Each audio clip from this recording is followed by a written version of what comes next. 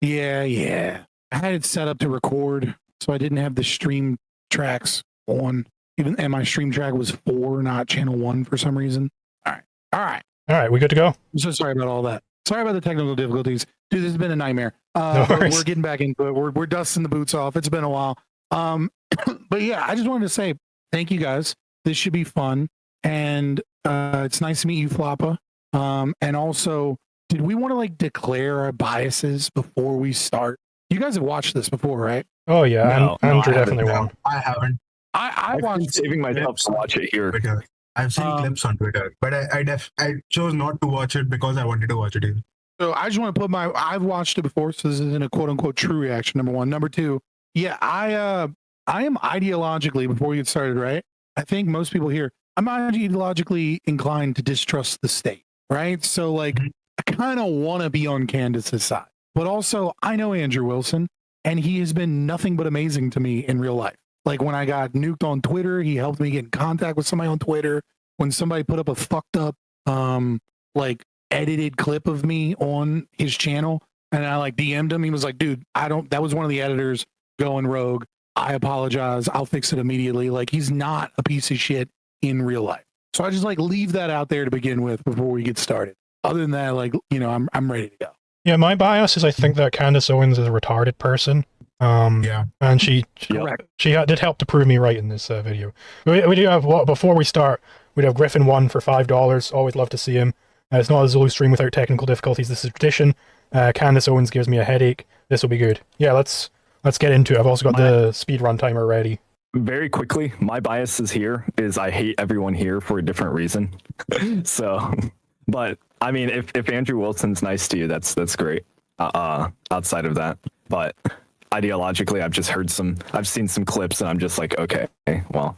Oh yeah, ideologically, but we don't have to get into that. He'll hear it from me a million times. But just like the space is full of nothing but grifters, liars, and thieves. And like Andrew Wilson has been one of the few people that has showcased to me multiple times that he's an entertainer, and I have issues with some of his content, but like he's just not a piece of shit, which is like a rare gem in the space. That's kind of what I mean. Okay, interesting. I didn't know that.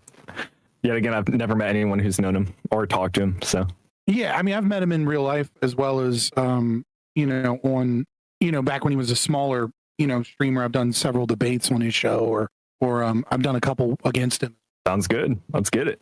It's like syncing up. It's like watching goblins fight orcs to me, and then throw in like Andrew. You know, another to sit down here with you, talking to you guys about the conversation that I think started with you being on Joe Rogan when you said, "Hey, I'm offering $300,000." And for the audience watching this, you have to know when you see this final product, there's a lot of stuff that happens behind closed doors. There was still communication till midnight. Even some of the stuff this morning, like it's like you're trying to sell a company. It's the last 24 hours that the deal doesn't work out, but kudos to the both of you guys that you made it. I was say I fucking can't stand. Who's that moderator? Spoiler alert: he Patrick doesn't moderate this entire time. I just want to say I fucking I just want to say I can't stand this man. I hate everything about his being. It's like, oh, it's like when you're trying to start a company. You like me. I have a company. I manufacture shoes. I do a pyramid scheme. I just steal people in pyramid schemes. Yeah, and I just cannot stand his entire being. So that's another bias of mine. I hate the moderator. Is there something I don't know about? You know, always Marco. He made his money out of a pyramid scheme. That's what you don't know about him, man. Yep. Literally selling low quality life insurance to desperate people and trying to get them to sell it to other people like as directly as possible. You know, like Cutco knives. You know how like Cutco knives is a pyramid scheme, right? It's like that, but if instead of selling shitty knives, you sold low quality insurance that doesn't actually help you in your times of need, and like genuinely fucked over people's lives. Sold the dream. You'll make $1 million doing this. You just got to work harder. Allegedly. Of course, we're all just alleging this so we don't get sued by this con artist. But yeah, so it's alleged that he's a con artist. Yep. Work. The topic of discussion today, how this got prompted is, Andrew, you said there's overwhelming evidence that Tyler Robinson shot and killed Charlie Kirk. And Candace, your position was he's a patsy. Tyler Robinson is a patsy. So, of course, we'll talk about a lot of different things, but that's kind of how the whole thing got started. For the audience watching, I think this is truly for three different people. Number one is anybody out there that loves Charlie, respects Charlie, his legacy, what he did. We have a lot of love and admiration for what he did. He changed the lives of many people, young men, young women. You worked with him for many years. You guys were friends. You've said a lot of good things about Charlie, respectful towards him. You guys may have disagreed on something, but we got a lot of respect for him. The second audience is the folks out there, you that's watching this. I think, which is the fact that, like, I think all of us are have it in our memory, that when the guy was alive, he wasn't like the best, like greatest person in the world on the right wing. Like, he was a guy. Like, people knew about him, but I guess people like talk about the dead in a more like fond way. But like I've seen this happen, like in the sense that he has almost been reified as like the goodest guy in the world. Like, Right. That's not true, right? Like that. I think there is some truth to it. I think there's some truth in the sense that his debate style was kind of like an old school conservatism, right? Like in terms of the debate style, not necessarily his political ideology. In that he reminds me very much of God, who started the National Review, the father of neoconservatism. Buckley. What's that? Buckley. Buckley. Yeah, Buckley. Yeah, like he has like he gave people space to speak, and he gave people a lot of grace, even though he was debating like when you watch Andrew Wilson on like the Whatever podcast, right? He is for maximum entertainment. He is there to make fun of whores, and he is there to interrupt them and to make them look stupid. And you can actually go watch Charlie Kirk on the Whatever podcast, right? And his response to one girl is almost legendary and like, hey, I don't think this is your highest use towards God. I have compassion for your situation. Like, he spoke to people in a compassionate tone more often than not. And I do think that there is something to be said about the fact that that is rare during our current time in discourse and becoming increasingly rare. But I also do agree that he was like a mid-debater. Exactly. I will say, just to cut this off real quick, you can continue afterwards, but I do have to say Casimir super chat and said, wise man say beware of black hole, and that made me chuckle. Did I say that? Did I say beware of black hole? Okay, so I would say like what I'm trying to get at is I do agree, like he was someone who's kinder than rich guy is today. That is true. But like I've seen this Michael Knowles clip, which was like, why they killed Charlie Kirk? He would have been the president. No, he wouldn't. Like, come on. Like, fucking Donald Trump is our president. Who fucking knows? Like, literally. Yeah, I think that's what was so surprising to me about it when it happened. Is that I was like, what, Charlie? Like, they're killing Charlie Kirk? Exactly. Like, it was, like, he's very milked. Like, if it was Nick Fuentes, I would be like, okay, if I was he's a radical guy. Right? You know what I mean? Like, if I was really going to kill someone to piss off the right, it would have been Charlie Kirk more than anybody. True. Yeah, because I suppose he is, like, because he was so moderate, people are, like, less likely to actively hate him. Like, he was all right. It's like, I could go either way on him. It's like, okay, he's like a guy. Exactly. But it was like so shocking when he died. If I was Israel and my plan was to destroy the West as Jews always want. Israel and France. Don't forget France. Israel and France, sorry. Right? Then it would definitely, it wouldn't have been Nick Fuentes. It'd have been Charlie Kirk, That's true. All the politics aside, the fucking memes that have come out of it have been like glorious. Anyway, just for a bit. There's this thing, right? Like World War I began because like the Archduke was shot, right? Like, but there is like internal Austrian politics. The Archduke was this guy who was as the moderate, and like when you kill moderates, you make radicals go like, hey, radicals. So there can be something to that, but there certainly is. I would say fair enough. There is some truth to the goodest guy in the world meme, but there certainly is a meme aspect to it, which is like fair, like he wasn't that good. Like, he wasn't Jesus Christ himself, Yeah. God forbid if Zulu ever perishes. We are Zulu, okay, guys. We are Zulu. I want everybody. If I ever die in any circumstances, I want everybody to immediately politicize it and use it for maximum concessions from our enemies. I'm telling you that right now on camera. I want you to politicize my death as to the fullest extent possible. That's what I want to happen. Those are my wishes. I'll become a Zulu slop channel where I just cover. Absolutely. I want like 5 podcasts a week at least. Now, when you die, all that's going to survive of you is going to be random right wingers that share your memes about how base the British Empire was, and none of your ancap. And how bad the I want you empire to know is. that it's just going to be videos of him being like, he was so. You know why they killed him? Because he was turning towards, celebrating monarchy again. He was turning. Yeah, that's going to be the text messages will be released. He was starting to question the anarchist ways. Messages that'll be released. It was like, actually, we need to bring back the Imperial Navy. Yeah, he was questioning. I'll start the littering in anarchists. your honor. Hell yeah. Oh yeah. Okay. So anyway, let's hear about how France and Israel conspired to kill Charlie Kirk or whatever the hell, and Erica Kirk as well. They were all involved, and they all wanted it to happen for some reason. Is that the theme of this debate? So yeah, basically, I will introduce this because it's not very clear in the debate itself what the resolution is or anything. They don't have like a particular resolution, I don't think. It's basically just Andrew Wilson is getting some time to interrogate the things that Candace Owens is saying about the assassination of Charlie Kirk. That's like that's not true. The elevator that pitch. all up. Let me fix this. Let me fix this for you, Zulu. You fucking retard. I love you. It's two simultaneous propositions, and the proposition that Andrew is defending is that there's overwhelming evidence that Charlie Kirk was killed by Tyler Robinson, and her position simultaneously that she is defending is that there is overwhelming evidence that is not the truth. Okay. We can play it.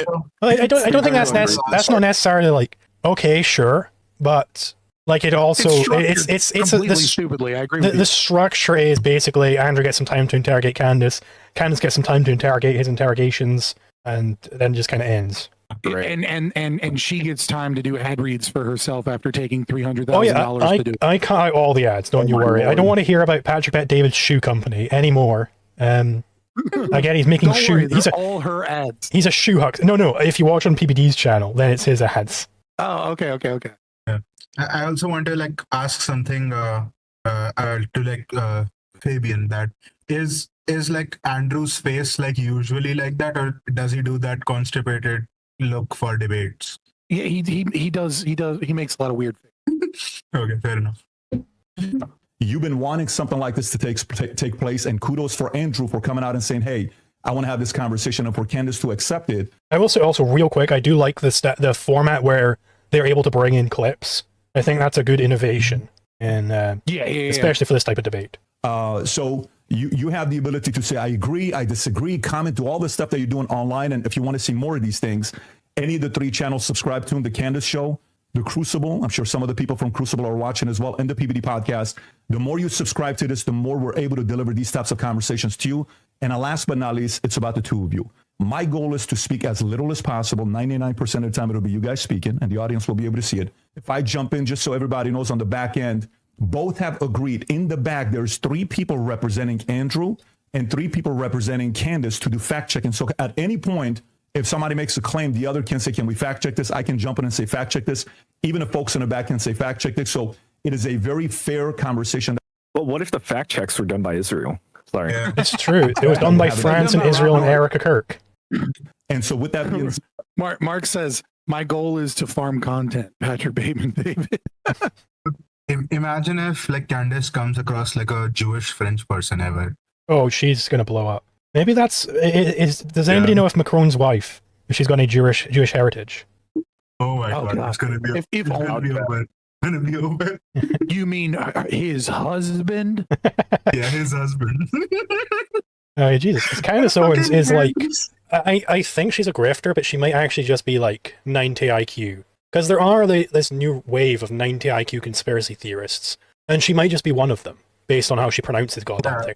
We gotta get the genie. It's hard to put the genie back in the Bible. That was her. Yeah. If you want to blow up, right?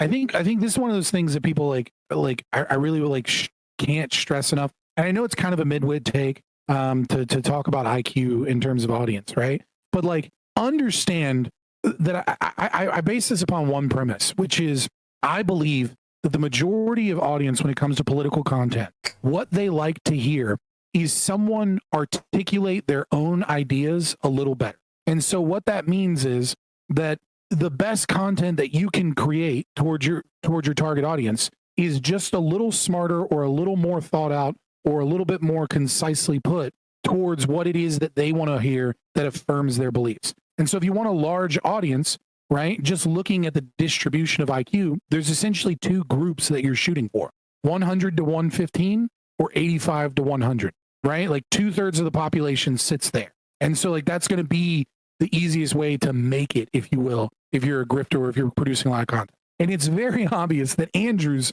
audience, I think, is in one category and hers is in the other. And I think she's like a 95 or one. I think she's like 100 IQ, right? But I think you just forget how retarded the average person. Yeah, that is fair. Maybe I'm judging her based on her fans too much. IQ people. Because yeah, her fans are like, maybe I'm judging her too much like a Jake Shields. Like Jake Shields is easily like 70. Yeah. Like he is. Like she can research, she can put on a show, she can articulate thoughts fairly well. She's well versed at it. But like the actual. There's like the head is empty in terms she's of an LLM. Genuine deep thought. She's an LLM. Yeah. She's an LLM. She's an LLM. Yeah.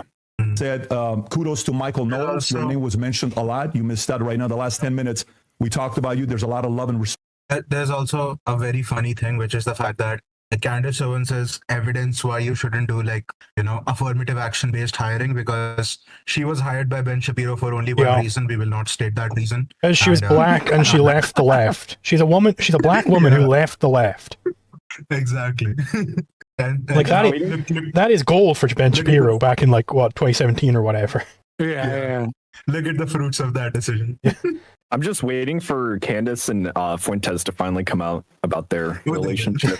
It's the same fucking thing with goddamn what's his face, Rechtenwald, Michael Rechtenwald. Like the guy was a Marxist, an avowed Marxist professor, and then and then 6 months later, the Libertarian Party, the Mises Institute, is courting him. Like maybe put a little bit more suspicion on these people. You know what I mean? Maybe check to see if his name is on DARPA research first. Actually, it was French-Israeli version of DARPA.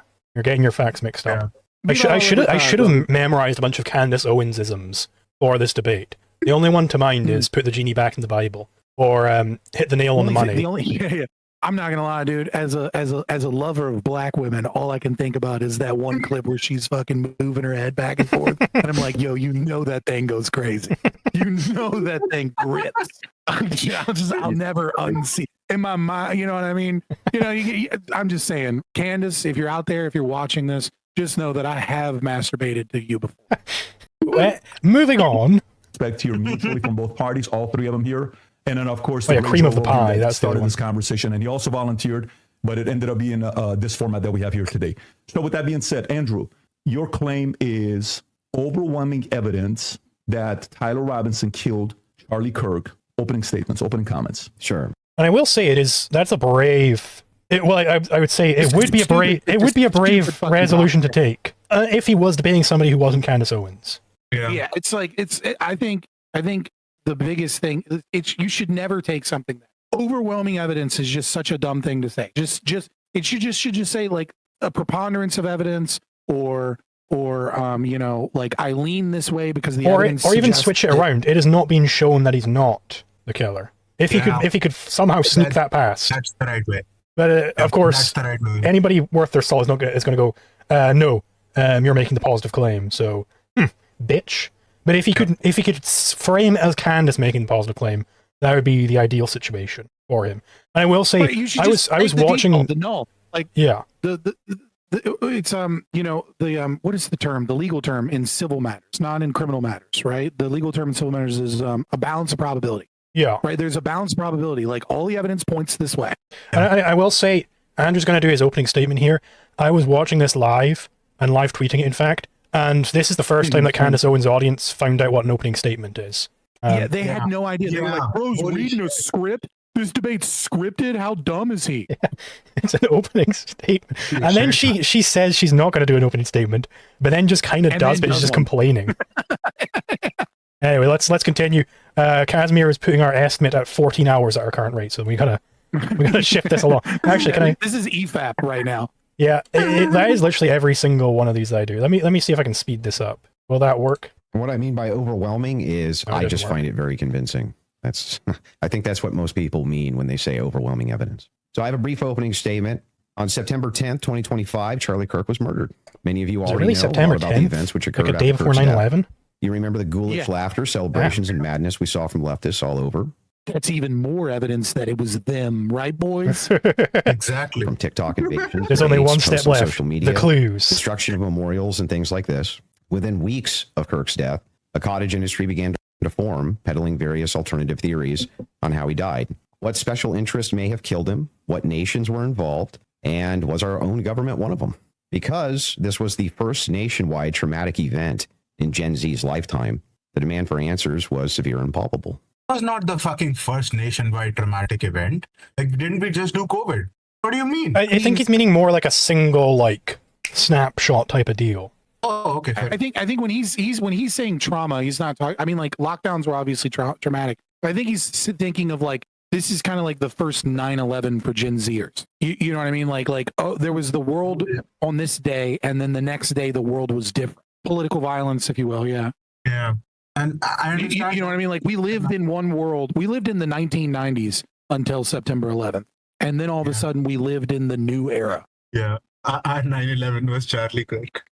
Charlie Kirk did 9/11. That's one for the clips. Confirmed. Charlie Kirk did. Let me get you up and he there. just did Tower 7. Okay. We need you to debate Candace Owens now. That would be very Charlie good. Oh my god, did you guys also see that Dave Smith immediately, predictably, came out in support of Candace Owens during this? Yeah. Shows you either he's a retarded person or a Grifters grifter. recognize grifters, I guess. Bro. Holy shit. Game recognized game. Yep. Yeah, Charlie Kirk didn't kill himself, somebody has said. Yeah.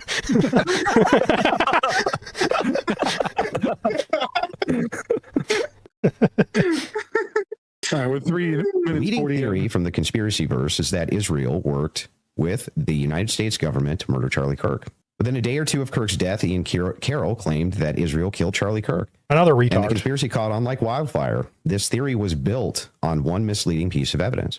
That in his final days, on or around September 8th, Charlie sent a text message reading, "Jewish donors play into all the stereotypes. I cannot and will not be bullied like this, leaving me no choice but to leave the pro-Israel cause." This was sent in the context of a platforming dispute regarding Tucker Carlson. From this scintilla of misleading information, it was speculated that Israel killed Charlie Kirk because he would have successfully opposed the Iranian war. Now, that's a fun theory, and who doesn't like a good, fun conspiracy theory? I like